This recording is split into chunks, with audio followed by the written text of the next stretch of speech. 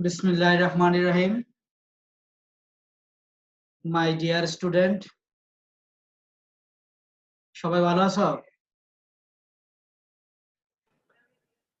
জি sir, আপনি কেমন আছেন? ভালো আছি আলহামদুলিল্লাহ। স্যার আপনি ভালো আছেন? জি আলহামদুলিল্লাহ ভালো। তোমাদের গত ক্লাসে খুবই কম সংখ্যক উপস্থিতি ছিল। জি স্যার। ক্লাস শুরু করার পূর্বে আমাদের একটা কুইজ কন্টেস্ট হয়েছিল, সে সম্পর্কে একটু কথা বলবো। তোমরা পার্টিসিপেট করছিলে সবাই? জি স্যার। জি স্যার। সাইমা করছিল, সুমাইয়া, জান্নাত করছিল, সাবিহা করছিল, চারু করছিল। জি স্যার। রেজাল্ট দিয়ে দেওয়া হয়েছে, দেখছো? জি স্যার। জি স্যার, দেখছি। আমাদের গ্রুপে দেওয়া হয়েছে রেজাল্ট? সব গ্রুপে দিয়ে দেওয়া হয়েছে। তোমাদের একটা রিকোয়েস্ট থাকবে, তোমরা গ্রুপ থেকে যে কোনো নোটিফিকেশন গেলে সেটা একটু দেখবে, কারণ গ্রুপে ইম্পর্টেন্ট কোনো কথা ছাড়া, তোমাদের প্রয়োজনীয় কোনো কথা ছাড়া লিখা হয় না। তো ঠিক আছে? জি স্যার। আমি দেখছি যে রেজাল্টটা কয়েকজন মাত্র সিন করেছে, তার মানে অনেকেই দেখে নাই, অথচ গ্রুপে অনেক সদস্য আছে। যাক, আমি ক্লাসে চলে যাব।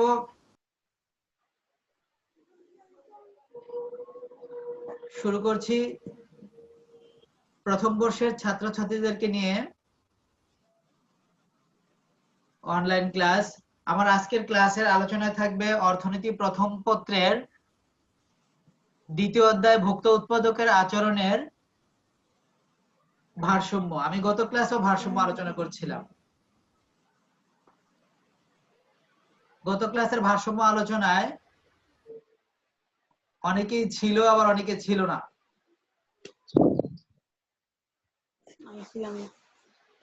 যারা ছিল না তাদের জন্য আজকে অনেক কঠিন লাগবে। স্ক্রিন শেয়ার হচ্ছে ঠিক মতো? জি স্যার। স্যার এখনো আসে নাই স্ক্রিনে কিছু। এখনো আসে নাই? আচ্ছা, আমি একটু ওয়েট করি।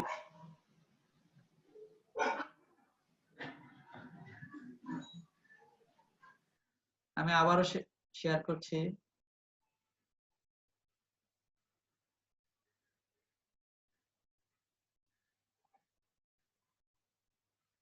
এখন হয়েছে? না স্যার। না স্যার। না স্যার। একটু ওয়েট করি।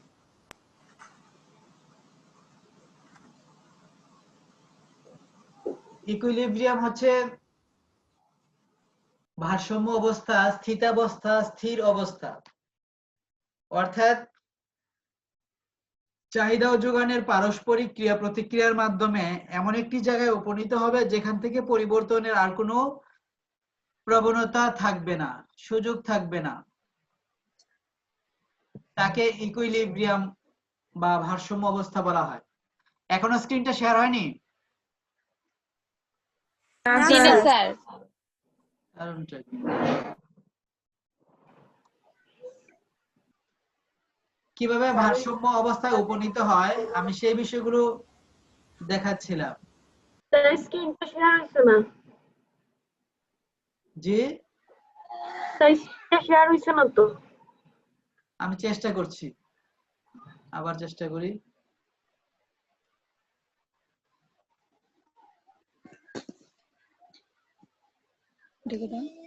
ইকুইলিব্রিয়াম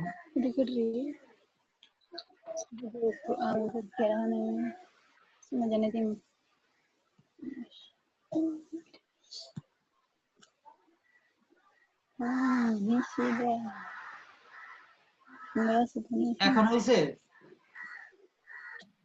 জি স্যার। জি স্যার। জি স্যার এখন হচ্ছে।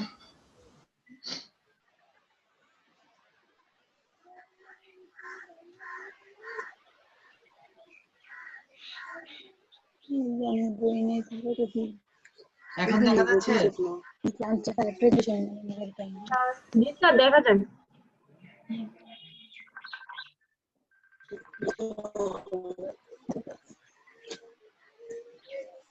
দেখা যাচ্ছে? জি স্যার। জি স্যার, দেখা যায়। গুলশান কলেজ অনলাইন ক্লাসে তোমাদের আবারও স্বাগত জানাচ্ছি।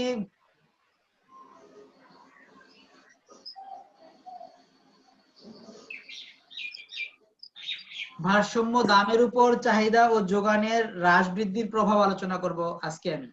আমার গত ক্লাসে ছিল ভারসাম্য অবস্থা। ভারসাম্য অবস্থাটা কি আমি আবারও একটু বলে নেই।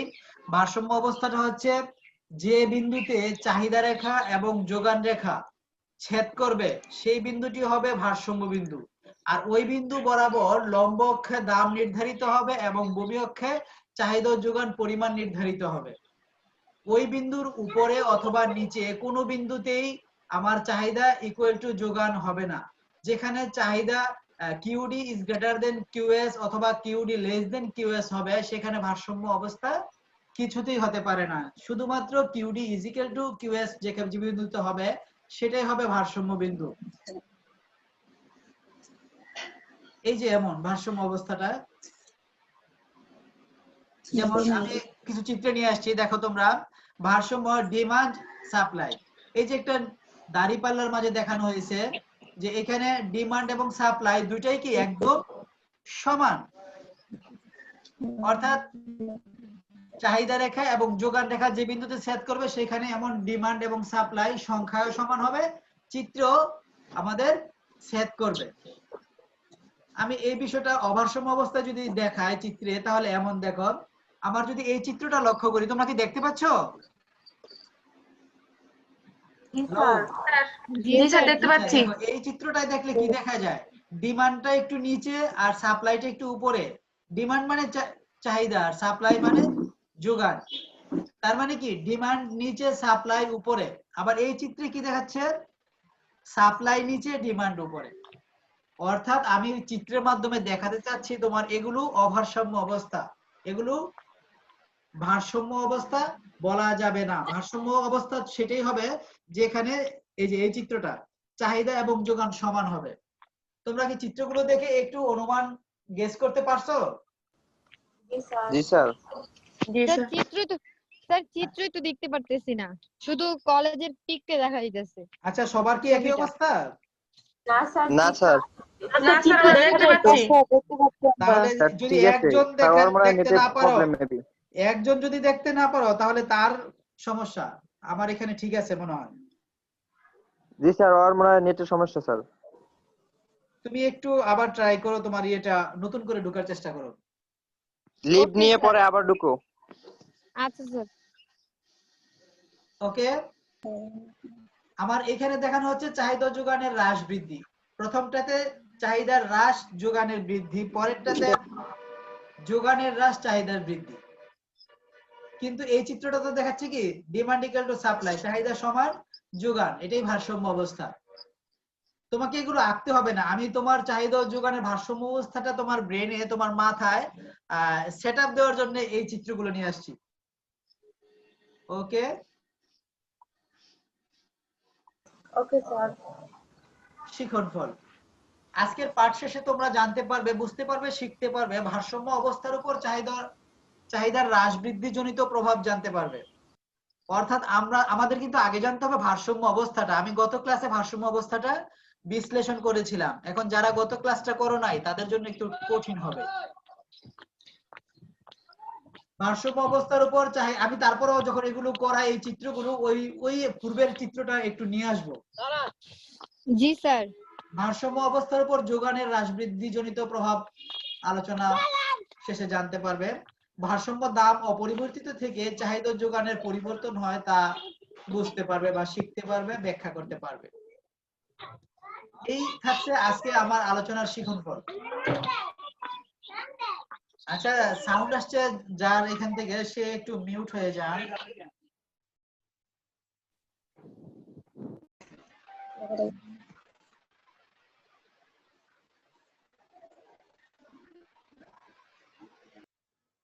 ঠিক আছে, হ্যালো। জি স্যার। আচ্ছা, জি স্যার। আমার পথে দেখাচ্ছেন চাহিদার বৃদ্ধিজনিত প্রভাব। অর্থাৎ আমার ভারসাম্য অবস্থা থেকে যদি চাহিদা বৃদ্ধি পায় তাহলে ভারসাম্যের উপর কি প্রভাব পড়বে? আমি দেখাচ্ছি, দেখো আমার প্রাথমিক চাহিদা রেখা হচ্ছে D1 এটা, আর প্রাথমিক যোগান রেখা হচ্ছে S1, তাহলে ভারসাম্য বিন্দু এটা নাকি? দ্রব্যের দাম স্থির থেকে ভোক্তার আয়, রুচি, পছন্দ প্রভৃতি বৃদ্ধি পেলে এবং ভবিষ্যতে দ্রব্যটির দাম বৃদ্ধি পাওয়ার সম্ভাবনা থাকলে দ্রব্যের চাহিদার পরিমাণ বৃদ্ধি পায়। যোগান স্থির থেকে চাহিদা বৃদ্ধির কারণে ভারসাম্য অবস্থায় যে পরিবর্তন হয় তাকে চাহিদা বৃদ্ধিজনিত প্রভাব বলে। এর ফলে চাহিদা রেখা ডান দিকে স্থানান্তরিত হয়, ভারসাম্য দাম ও পরিমাণ উভয়ই বৃদ্ধি পায়। আচ্ছা, আমার এইটা যদি হয় D1 যদি প্রাথমিক চাহিদা রেখা হয়, তোমরা দেখতে পাচ্ছ আমি মাউসের কার্সারটা উঠানামা করাচ্ছি, দেখতে জি পাচ্ছ? স্যার দেখতে পাচ্ছি। জি স্যার। জি স্যার। চাহিদা রেখা, আর এটা হচ্ছে যোগান রেখা। তাহলে ভারসাম্য বিন্দু কোনটা হবে? যেখানে চাহিদা রেখা এবং যোগান রেখা ছেদ করে। এইটা যদি চাহিদা রেখা হয় আর এটা যদি যোগান রেখা হয় তাহলে ছেদ করছে কোথায়? এখানে। এই R1 বিন্দুটা এখানে ছিল, একটু ফন্টটা ভেঙে দূরে চলে গেছে। তোমরা কি বুঝতে পারছো? স্যার আরেকবার বুঝিয়ে দেন। আরেকবার একটু বলো। এটা কালকের ক্লাসটা যদিও। আচ্ছা, আমি আবারও বলছি, এটা হচ্ছে যোগান রেখা S1 আর D1 হচ্ছে চাহিদা রেখা, এটা প্রাথমিক অবস্থা। এই D1 আর S1 যেখানে ছেদ করেছে এই বিন্দুতে, এই বিন্দুটার নাম হচ্ছে R1। এটা একটু এদিকে চলে আসছে ফন্টটা ভেঙে, এইখানে হবে, ঠিক আছে? আরে বাবারা, তোমরা বুঝতে পেরেছো কিনা আমাকে তো শেয়ার করতে হবে। জি স্যার। তো এই বিন্দুতে এটা জি হচ্ছে স্যার। ভারসাম্যের প্রাথমিক অবস্থা। এই বিন্দুতে ভারসাম্য দাম হচ্ছে এই P1, এই ফন্টগুলো ভেঙে গেছে আমার একটু, আমি যার জন্য এইভাবে বলছি। দাম হচ্ছে P1, এটা এইখানে হতো, আর এই P2টা হতো এইখানে, ঠিক আছে? জি জি স্যার। স্যার। আর পরিমাণ হচ্ছে এই Q1, এটা এইখানে লেখা হতো। ফন্টগুলো ভেঙে গেছে আমি যখন এই ইয়াতে চলে আসছি, লক্ষ্য করিনি আগে। এগুলোকে আমি আবার করে দিব, তোমাদের কারেকশন করে দিব। তাহলে প্রাথমিক ভারসাম্য বিন্দু R1, দাম হচ্ছে P1 আর পরিমাণ হচ্ছে Q1। এখন কথা হচ্ছে, যদি চাহিদা রেখা উপরের দিকে স্থানান্তরিত হয়, চাহিদা রেখা স্থানান্তরিত কেন হবে? ভোক্তার দ্রব্যের দাম স্থির থেকে ভোক্তার আয়, রুচি, পছন্দ যদি প্রবৃত্তি বৃদ্ধি পায় তাহলে চাহিদা রেখা কি উপরের দিকে শিফট করবে, অর্থাৎ D2 হবে। D2 চাহিদা রেখা আর যোগান রেখা যদি পূর্বেরটাই থাকে তাহলে ভারসাম্য বিন্দু হবে R2, এটা R2। ঠিক আছে? জি জি স্যার। স্যার। অর্থাৎ চাহিদার যোগান যেখানে ছেদ করবে সেটাই ভারসাম্য বিন্দু হবে। পূর্বের ভারসাম্য বিন্দু ছিল এইটা, এখন চাহিদা রেখা শিফট হওয়ার কারণে ভারসাম্য বিন্দু হয় এটা। এইটা ভারসাম্য R2 ভারসাম্য বিন্দু হওয়ার পরে দাম হবে এই বিন্দু বরাবর, এটা হচ্ছে P2, এই P2টা এইখানে হবে লেখাটা, তোমরা খাতায় ঠিক করে নিবে। আর চাহিদা ও যোগানের পরিমাণ হবে এই R2 Q2 এখানে হবে। তাহলে চাহিদা যদি বৃদ্ধি পায়, ভারসাম্যের অবস্থা কি হয়? দামও বৃদ্ধি পায়, চাহিদা যোগানের পরিমাণও বৃদ্ধি পায়। দাম প্রথমে ছিল এইখানে, পরে হলো এইখানে, অর্থাৎ P1 ছিল P2 হলো। চাহিদা যোগানের পরিমাণ প্রথম ছিল এইখানে, পরে হলো এইখানে, অর্থাৎ Q1 থেকে Q2 হলো। ভারসাম্য বিন্দু R1 থেকে R2 হয় যদি চাহিদা রেখা D1 থেকে D2 হয়। ক্লিয়ার? জি স্যার। জি স্যার। জি স্যার। অর্থাৎ চাহিদা রেখা যদি শিফট হয় তাহলে কি হবে? চাহিদা রেখা শিফট হলে, উপরের দিকে যদি শিফট হয় তাহলে দাম এবং পরিমাণ উভয়ই বৃদ্ধি পায়। কিন্তু যেভাবে ভোক্তার আয়, রুচি বৃদ্ধি পেল সেভাবে তো হ্রাসও পেতে পারে, তাই না? জি স্যার। যদি হ্রাস পায়,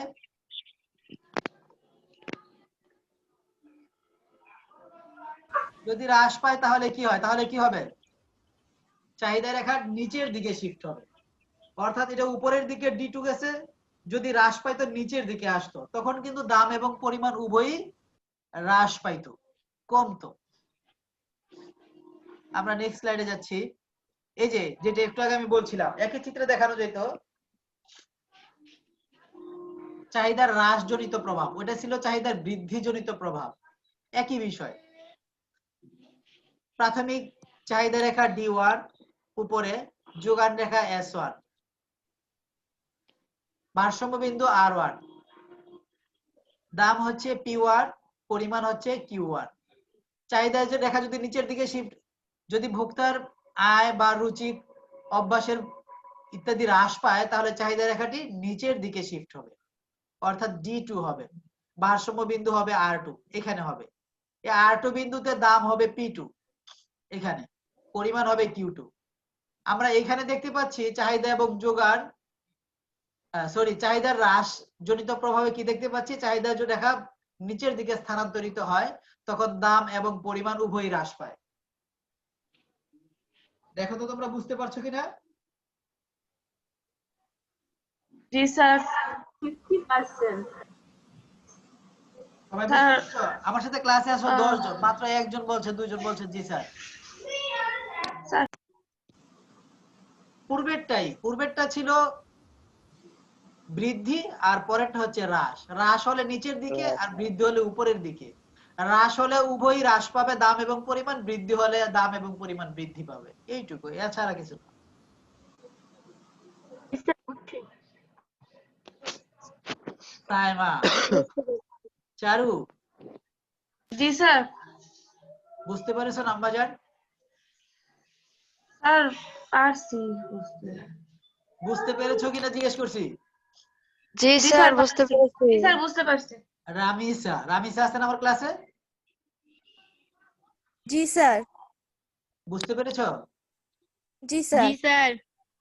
সুমাইয়া জান্নাত, আমার নামগুলো মুখস্থ হয়ে যাচ্ছে যারা ক্লাস করে। Sir, 50%. কোথায় বুঝো না কোশ্চেন করো। Sir, R1 রেখাটা বুঝি নাই। রেখা অঙ্কন তো এখানে করা হয় না, শুধুমাত্র এটা তো প্রাথমিক চাহিদা রেখা। এখানে এটা হচ্ছে প্রাথমিক যোগান রেখা। এখন ভোক্তার আয় যদি কমে যায় তাহলে চাহিদা রেখা নিচের দিকে শিফট হবে, এই D2। আর এইটাই ছিল প্রাথমিক ভারসাম্য বিন্দু R1, পরে ভারসাম্য বিন্দু হচ্ছে R2।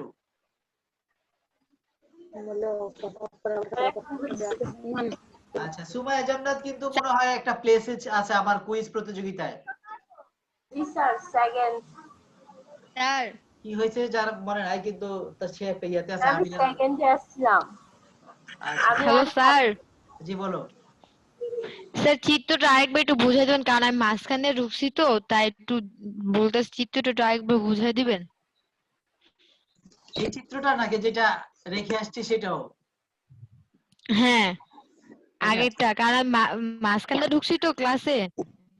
আমি গ্রামে নেটের অনেক সমস্যা তো, তাই নাম কি তোমার? নিশি। প্রথমত রোল কথা হচ্ছে 103। তোমাকে ভারসাম্য অবস্থাটা বুঝতে হবে। ভারসাম্য হচ্ছে জি স্যার। চাহিদা রেখা এবং যোগান রেখা যেখানে ছেদ করে সেখানে ভারসাম্য অবস্থা আমরা জি স্যার। পাই।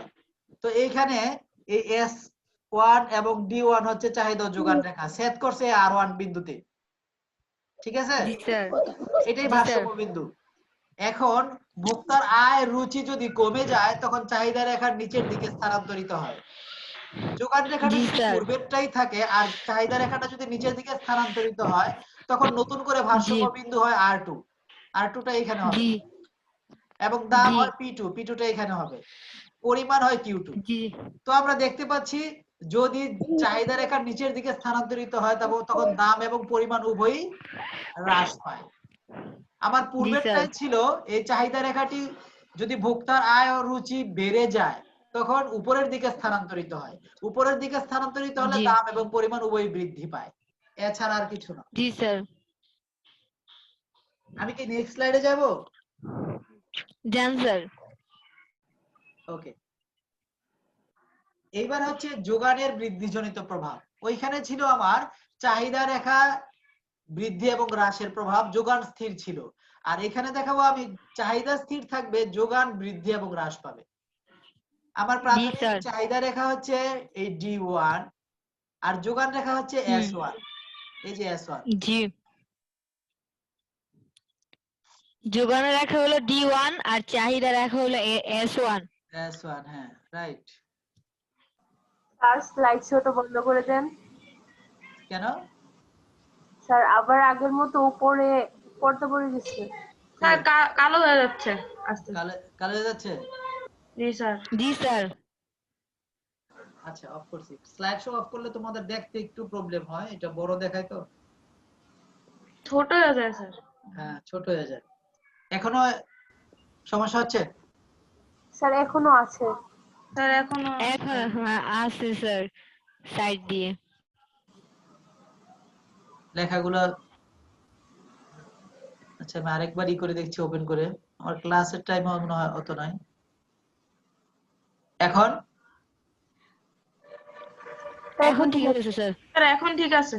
আচ্ছা, তো প্রাথমিক যোগান রেখা হচ্ছে আমার S1 আর চাহিদা রেখা হচ্ছে D1।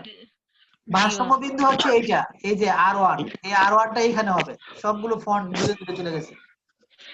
জি স্যার। এই বিন্দু বরাবর দাম হচ্ছে P1, পরিমাণ হচ্ছে Q1। জি এখন স্যার। কোনো কারণে যদি যোগান রেখা নিচের দিকে শিফট হয়, এখানে কারণগুলো উল্লেখ করা আছে। চাহিদা স্থির থেকে উৎপাদন ব্যয়, প্রযুক্তিগত ব্যয়, কর ব্যবস্থা, আবহাওয়া প্রভৃতির কারণে যোগানের হ্রাস বৃদ্ধি হওয়া সম্ভব। তো এগুলোর একটার জি যদি স্যার। পরিবর্তন হয় তাহলে যোগান রেখা পরিবর্তন হবে। যোগান রেখা যদি নিচের দিকে জি। শিফট হয় তখন ভারসাম্য বিন্দু হবে R2 এখানে। চাহিদা রেখা পূর্বেরটাই থাকবে, যোগান রেখা এটা হবে। তখন এই R2 বিন্দুতে দাম হবে P2, পরিমাণ হবে কোনটা? এই যে এটা আর Q2, এই যে আর Q2। Q2, এই যে এটা এখানে হতো। হ্যাঁ Q2। তো এখানে আমরা দেখতে পেলাম যোগান রেখা যদি নিচের দিকে শিফট হয় তাহলে দাম হ্রাস পায়, কিন্তু চাহিদা এবং যোগানের পরিমাণ বৃদ্ধি পায়। পরিমাণ বৃদ্ধি জি পায় স্যার। কিন্তু দাম হ্রাস পায়। আমরা চাহিদার পরিবর্তনে দেখেছি চাহিদার বৃদ্ধি হলে দামও বৃদ্ধি পায়, চাহিদা যোগানও বৃদ্ধি পায়। আবার চাহিদার হ্রাস পেলে দাম এবং পরিমাণ উভয়ই হ্রাস পায়। কিন্তু এখানে দেখলাম যোগানের বৃদ্ধি হলে যোগান রেখার নিচের দিকে স্থানান্তরিত হয় এবং দাম হ্রাস পায় কিন্তু পরিমাণ বৃদ্ধি পায়। জি স্যার। তোমরা কি বুঝতে পেরেছো? জি স্যার বুঝতে পারছি। এটা বুঝতে পারছি। এরপরে চাহিদা স্থির থেকে যোগানের পরিবর্তন, যোগানের যদি হ্রাস হয়, যোগানের বৃদ্ধি হলে জি। যোগান রেখা নিচের দিকে শিফট হয়, যোগানের হ্রাস হলে যোগান রেখা উপরের দিকে শিফট হয়। এটা প্রাথমিক জি স্যার। চাহিদা রেখা আর এই প্রাথমিক যোগান রেখা। ভারসাম্য বিন্দু R1, পরিমাণ Q1, দাম হচ্ছে P1। যদি যোগানের হ্রাস হয় তাহলে যোগান রেখা উপরের দিকে স্থানান্তরিত হয়, S2 হয়, ভারসাম্য বিন্দু হয় R2, দাম হয় P2, পরিমাণ হয় Q2। তখন কি অবস্থা দাঁড়ায়? জি স্যার। প্রাথমিক দামের চেয়ে পরবর্তী দাম বৃদ্ধি পায়, কিন্তু পরিমাণ প্রাথমিক পরিমাণের চেয়ে পরবর্তী পরিমাণ হ্রাস পায়। আজকে আমি ক্লাসে অনেকগুলো বিষয় দেখাইছি তোমাদের। তোমরা ক্লাসটা আরেকবার তোমাদের কাছে তো রেকর্ডেড থাকবে, আমি তো গ্রুপে পোস্ট করে দেব, ইউটিউব চ্যানেলেও দেব। ওইখান থেকে তোমরা আবারও দেখবে, যেখানে সমস্যা হবে সেগুলো মার্ক করে রাখবে, আমাকে আগামী ক্লাসে দেখাবে। আমি এই স্লাইডটা আজকে বুঝাবো না, কারণ অনেকগুলো বিষয় হয়ে গেছে তোমাদের একসাথে। এটা হচ্ছে চাহিদা ও যোগানের যুগপৎ পরিবর্তন, অর্থাৎ চাহিদা এবং যোগান উভয়ই একসাথে পরিবর্তন হতে পারে। তোমাদের যদিও এত জি ডিপ স্যার। থেকে কোশ্চেন হয় না, সহজ প্রশ্ন হয়। এই স্লাইড গুলো আমি দেখাবো না আজকে, পরবর্তী ক্লাসে দেখাবো, কারণ এতগুলো একসাথে দেখাইলে তোমাদের মাথায় গন্ডগোল পাকাইতে পারে। তো আশা করি তোমরা আমার ক্লাস বুঝতে পেরেছো। যে যেখানে বোঝো নাই তোমরা কমেন্টে লিখবে, কেউ তো লিখো না। আর বাসায় এই কাজগুলো করে আমাকে জমা দিবে। আবারও তোমাদের সাথে নেক্সট ক্লাসে দেখা হবে। সে পর্যন্ত সবাই ভালো থেকো। আল্লাহ হাফেজ স্যার। আসসালামু আলাইকুম। আল্লাহ স্যার, হাফেজ। আসসালামু আলাইকুম। Okay sir. ওয়া স্যার আলাইকুম আসসালামু আসসালাম। আলাইকুম।